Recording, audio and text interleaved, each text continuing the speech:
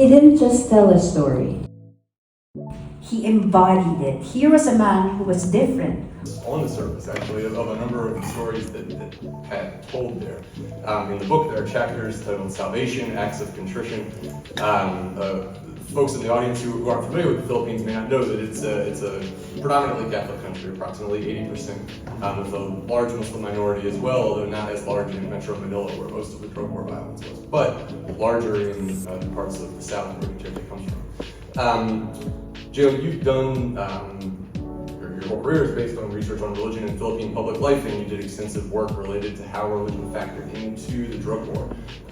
As a sociologist, how do you see religion playing into the stories that Pat tells here and the drug war? It's front and center. It's front and center, but I don't think there's enough conversation about religion.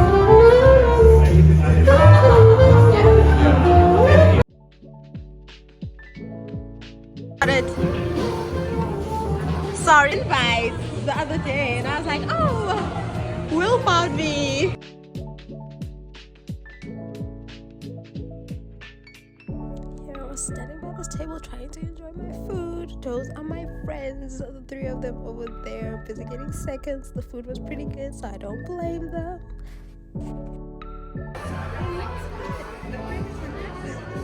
Hi, friend.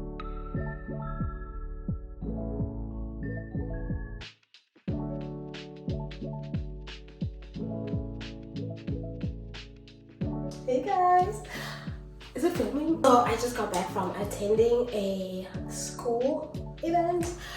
This was like my first ever school event that I was attending, and like my main reasons for attending the event were basically one of my professors who's teaching me this semester is the director of that institution.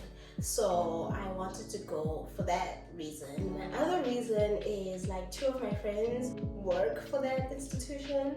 It's like I go to the same class with them and they work for that institution, and you know, I wanted to like support them and just be there for that particular event, also to support my professor as well.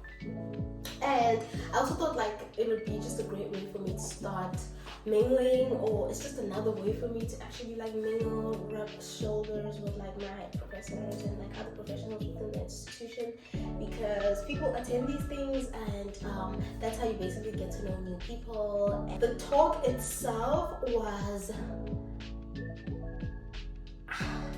I think, okay, so the talk was about basically the war on drugs in the Philippines. You know, the way that the lady who was there for the talk, I'll put her name up there, but I think her last name is Evangeline or Evangelique. The way that she basically told the stories of the drug war in the Philippines was, I'm looking for a word, but I can't find the word. She's definitely a storyteller, okay? We got that right. We got that part. She's definitely a storyteller. She's very poetic. She's able to basically capture a room when she speaks to an audience. She was able to, she struck me by surprise. Like the language that she used, the terms that she used in the entire discussion was sort of like unexpected, I guess. I didn't expect like that kind of language to be used in an academic setting. But when you listen to basically the entire talk, like it's about drug wars in the Philippines, and language was like a big aspect of the way that historical event went down. So you get it, you know, it's a way to, that was her way of basically bringing us into the whole incident, into the room, well, not the room, but into the Philippines and into the communities in which these things happened. What was interesting was you basically I could at least connect it to, or at least I was able to find ways to basically compare and contrast it to things that are currently happening in the US. I think one particular big case for me was police brutality.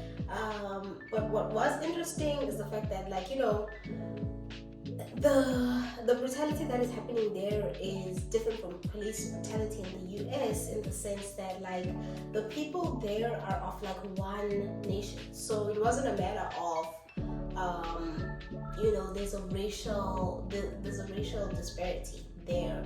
It was a class disparity, and I think it's just crazy because I'm from South Africa, right? And like one of the big things for us are like Ubuntu, and like the spaces that I've been in, grew up in, worked in as well. Like Ubuntu has always been and still is like a big factor of the way that you treat the people that you're with, and the fact that you have to be kind to everybody, and everybody is essentially your family, even the people who are not of the same race as you, who don't, especially more so the people who are actually of your same ethnicity and things like that. Whereas in this case, like the war and the violence that took place in the Philippines was like war of the same people against the same people, right? And I think that